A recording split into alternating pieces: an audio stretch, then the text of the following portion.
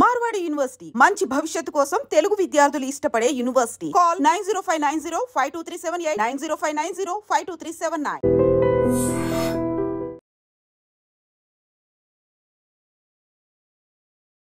పాక్ పై భారత్ ప్రతీకారానికి సిద్ధమైంది. పహల్గాం ఉగ్రదాడితో భారత్ పాక్ల మధ్య తీవ్ర ఉద్రిక్త పరిస్థితులు చోటు చేసుకుంటున్న వేళ కీలక పరిణామం చోటు చేసుకుంది. ఉగ్రదాడికి భారత్ ప్రతీకార చర్యలు చేపట్టింది. మంగళవారం అర్ధరాత్రి 1:44 ఆపరేషన్ సింధూర్ పేరుతో పాకిస్తాన్లోని ఉగ్ర స్థావరాలపై భారత సైన్యం మెరుపు దాడులు చేసింది. భారత ఆర్మీ, ఎయిర్ ఫోర్స్, నేవీ బలగాలు సంయుక్తంగా ఈ దాడి చేపట్టాయి. మిస్సైళ్లతో లక్ష్యాలపై విరుచుకుపడ్డాయి. పాక్ ఆక్రమిత కాశ్మీర్తో పాటు పాకిస్తాన్లోని ఉగ్ర మౌలిక సదుపాయాలను ధ్వంసం చేశాయి. భారత్పై సీమాంతర ఉగ్రదాడులకు కుట్ర పన్నినట్లు భావిస్తున్న మొత్తం 9 స్థావరాలపై ఆర్మీ దాడులు చేపట్టింది. పూర్తి ఖచ్చితత్వంతో దాడులు చేసినట్లు పేర్కొంది.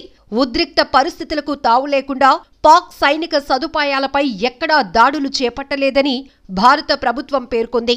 దేశవ్యాప్తంగా బుధవారం కేంద్ర ప్రభుత్వం మాక్ డ్రిల్స్ నిర్వహించనున్న వేళ ఈ దాడులు చేయటంతో సర్వత్రా ఉత్కంఠ నెలకొంది. ఆపరేషన్ సింధూర్ పై పలువురు కేంద్ర మంత్రులు, ప్రముఖులు సోషల్ మీడియా వేదికగా స్పందిస్తున్నారు. ఆపరేషన్ సింధూర్ అనంతరం భారత్ మాతాకి జై పేరుతో పలువురు కేంద్ర మంత్రులు, ప్రముఖులు సోషల్ మీడియాలో పోస్టులు చేస్తున్నారు. పహల్గాం దాడికి బాధ్యులను జవాబుదారీగా ఉంచేందుకు కట్టుబడి ఉన్నామని భారత్ వెల్లడించింది. దాడులకు సంబంధించి పూర్తి వివరాలు త్వరలో వెల్లడిస్తామని రక్షణ శాఖ ప్రకటించింది. భారత ప్రభుత్వం ప్రకటన అనంతరం ఇండియన్ ఆర్మీ స్పందించింది. న్యాయం జరిగింది అని ఎక్స్ పోస్టులు చేసింది.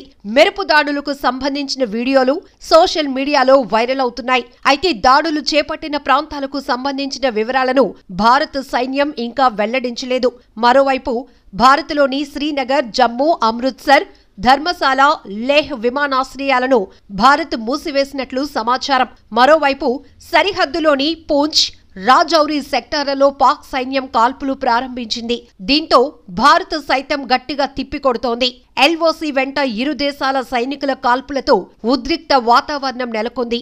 దాడులు జరిగిన ప్రాంతాల్లో మురిట్కే టెర్రరిస్ట్ గ్రూప్ లష్కరే తోయిబాకు హెడ్ క్వార్టర్స్ గా ఉంది. ఇక పంజాబ్ ప్రావిన్స్ లోని బహవల్పూర్లో మసూద్ అజర్ నేతృత్వంలో జైషే మహమ్మద్ స్థావరం ఉంది. అయితే భారత దాడులతో పాక్ అప్రమత్తమైంది.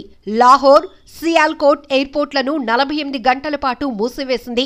భారత్ ప్రతీకార దాడులు చేపట్టిన అనంతరం భారత భద్రతా సలహాదారు అజిత్ డోబాల్ అమెరికా భద్రతా సలహాదారు మార్కో రూబియోతో మాట్లాడారు. దాడుల సమాచారాన్ని ఆయనకు వివరించారు.